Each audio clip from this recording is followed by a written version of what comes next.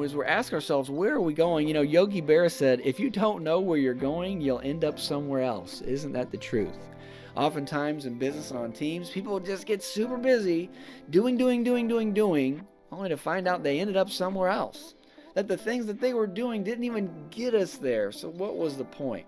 So you, organizational leader, got to be thinking, where are we going?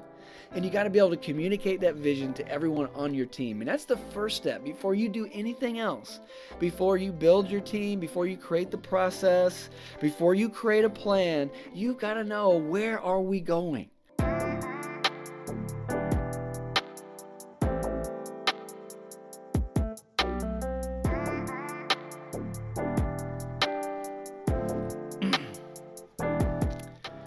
Welcome back to Increase. I'm Blake Anderson. Pleasure to be back with another episode. In this podcast, we say that we take spiritual principles and we learn how to apply them to get the natural results that the Bible promises. And today will be no different. We're going to take some spiritual principles. We're going to apply it to our leadership so that we can get increase in our life. We can take our companies, our organizations, our teams to the next level. And that's my prayer for you. My prayer for you is 3 John 2. Beloved, that you would be in good health and prosper even as your soul prospers. I just pray that this episode, this podcast helps you to prosper and that you can start to get different results. You can apply spiritual principles and see that your natural results change. So we're going to continue talking about leadership. If you've listened to any of my podcasts, it's a really near and dear subject to me. I believe that my results in life started changing and going to another level when I equipped myself as a leader. When I became a better leader, I led my teams better. I took them to new places. We started experiencing new things. The things that I'm doing right now started very small and they grew very quickly, and I attribute that to the team of people that we recruited and the leadership that we all engaged together. I had to become a better leader for them. And in so doing, they became better leaders for themselves. And as we all became better leaders, the company just continued to grow. And I'm excited about the things we're doing in our real estate business as a result of leadership. And I think whether you're in accounting, you're in marketing, you're in real estate like me, your success is going to rise and fall on your leadership. It's a quote of John Maxwell. He said, everything rises and falls on leadership. And I agree with that. You might be brilliant. You might have an extraordinary technical mind at the thing that you do. But in order to do anything great, it will take a team of people. And that team of people will have to be led. Will have to be engaged by a leader who helps them work together to do more. And so we started last week a series on organizational leadership, and we got 7 steps to my organizational leadership framework, because great things happen by teams of people that are doing things bigger than themselves. And I want that for you. I want you to be able to marshal a team together to push something out bigger than what just a small personal goal you have, and see what's possible. Great things happen that way. And so if you didn't listen to last week's episode, go back and check it out. But we talked about the 5 keys to successful organizational leadership. And just quickly, those 5 keys, which you have to know, and you have to apply them in every step of the way, is you have to have commitment. You've got to always be seeking clarity. You have to have humility. You need to create alignment that leads to cooperation. Those are the 5 keys to organizational leadership. And you have to keep those at the forefront of what you're doing every step of the way. And then the framework has 7 steps that build upon each other. There's steps that lead to the next. And they're in a particular order. And you'll do them in a particular order. And as you don't ever finish step 1, you add to it. You're always doing step 1 and you add step 2. And then as you do step 1 and step 2, you add step 3. But they build upon each other like that. So just a couple of quotes to get you thinking about organizational leadership and what's possible and the mindset that you have to be an organizational leader. You've got to understand that a leader's success is in the hands of the team.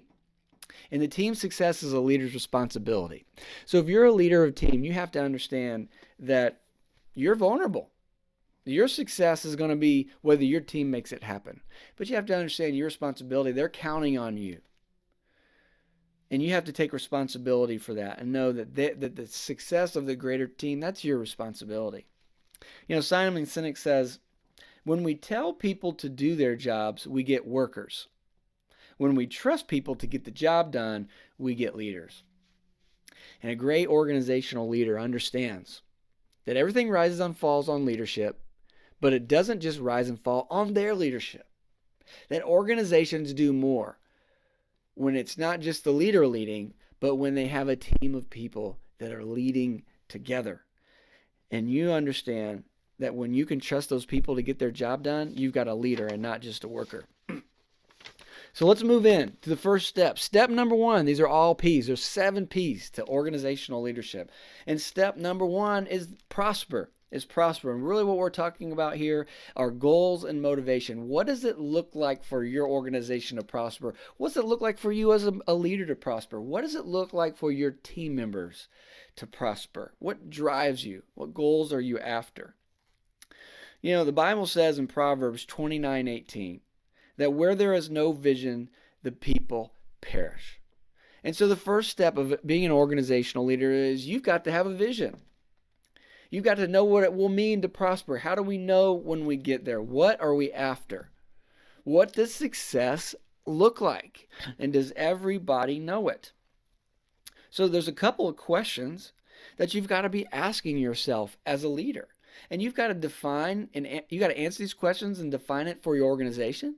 You need to answer them and define them for yourself. And then you need to learn how your team answers and defines them so that we're creating alignment that leads to cooperation. Okay? So what are those questions? Well, one of the first questions you might ask yourself as leaders, where are we going? Where are we going? John C. Maxwell says, vision gives team members direction and confidence. Where are we going? I'm going to tell you what. You might be paying someone by the hour to come in and do their job, but they're going to always be asking themselves, where are we going? And is what I'm doing contributing to that? Because though they might be getting paid to do the same thing over and over again, everyone wants to know that they're contributing and that what they're doing matters. Few people want to just keep doing the same thing over and over and over again only to find out that it didn't amount to anything. Second quote was, we're asking ourselves, where are we going? Yogi Berra said, if you don't know where you're going, you'll end up somewhere else. Isn't that the truth? Oftentimes in business and on teams, people just get super busy doing, only to find out they ended up somewhere else. That the things that they were doing didn't even get us there. So what was the point? So you, organizational leader, got to be thinking, where are we going? And you got to be able to communicate that vision to everyone on your team. And that's the first step before you do anything else. Before you build your team, before you create the process, before you create a plan, you've got to know, where are we going? What does success looks like? What's the vision that we are after? What goal are we trying to accomplish? You need to know that for the organization you're in. You might be a mid-level manager that find yourself in the middle. Well, for you to be successful, you got to know, where's the company going? And then you've got to find out, where's my team going inside of the company vision? And then maybe, where am I personally going inside of all of that? Second question you ask yourself as you're trying to define success, or really define your prosper, is, what is the goal? Napoleon Hill said, desire is the starting point of all achievement. Desire is the starting point of all achievement. What are we trying to accomplish here? Take the time to define that. Know how the company defines it. Know how your team needs to define success, and define it for yourself, right? Next question that you could ask yourself is, why do we even want those things? Because the why matters. The why matters. There's going to be long and lonely days on the path to success. And when things get hard, oftentimes what it takes to push through is knowing, why do I want this in the first place?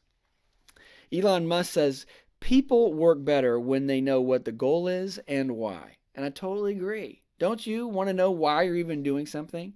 And when your team leader, your boss, the CEO says, we want to accomplish this today, aren't you naturally thinking, well, okay, why? People want to know why. Empower your team with why. Why are we trying to accomplish this? Simon Sinek says, regardless of what we do in our lives, our why, our driving purpose, cause, or belief never changes. It never changes. See, as you start to lead people, you start to motivate a team, you start to put them together, you'll realize that everyone has a unique why. And if, as an aside, if you want to do a deep dive on purpose or why, look back a few episodes, and we did a 5-part series called On Purpose, where we go into in depth on how to find out what your purpose is and what's your why. And I'm with Simon Sinek. It's my contention that we only have one why, and it might express itself in many different ways in different seasons. But there's just one why. And if I'm an organizational leader, and I'm trying to get alignment with my team members, because I realize that alignment leads to cooperation, helps us accomplish so much more together, then I've got to define where we're going, what we're trying to accomplish by getting there, why we even want it. But then the best leaders take the time to find out why their team is even there. What drives your team members? The people you're trying to lead, what's their why? What gets them up in the morning? What keeps them up late at night? Why are they committed to being on your team? Why wouldn't they just take another job or volunteer somewhere else? You see, the more you understand someone's why, the more you fully understand the why of the organization you're in, the stronger the alignment that can be created. You know, the Bible says, how can two walk together unless they be agreed? We're looking for agreement, because when we can harness the power of agreement, we can have cooperation like isn't possible otherwise, and see amazing things happen. So when you take the time to know a person's or your organization motivation, what you're providing yourself is you're giving yourself the context or clarity, and you're giving your team the context and clarity. You're creating alignment, and by taking the time to know what makes someone tick, what drives your team, you're building influence through relationship and rapport. So no matter where you find yourself on the corporate ladder or the org chart, you have the ability to be an organizational leader. Because an organizational leader is someone who thinks bigger than themselves. Someone who realizes it's going to take a team to get there. Someone who knows that there is power and alignment, and there's greater cooperation because of it. And so if you want to be such a leader that has the ability to be a change agent, has the ability to make a difference, has the ability to take your team to a level they've never gone before,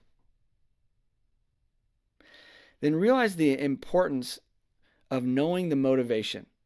What motivates your team? What motivates the organization? What motivates my team? What motivates my leaders? And what motivates my direct reports? Because as I work to find alignment, I make things possible that wouldn't have been otherwise. So we're going to continue on this journey in the weeks to come, because there's 6 more steps that build upon this one. But as Simon Sinek says, it all starts with why. And when you can define that why, then you can start taking your team to new places. God bless you. Join me next week for another episode of Increase.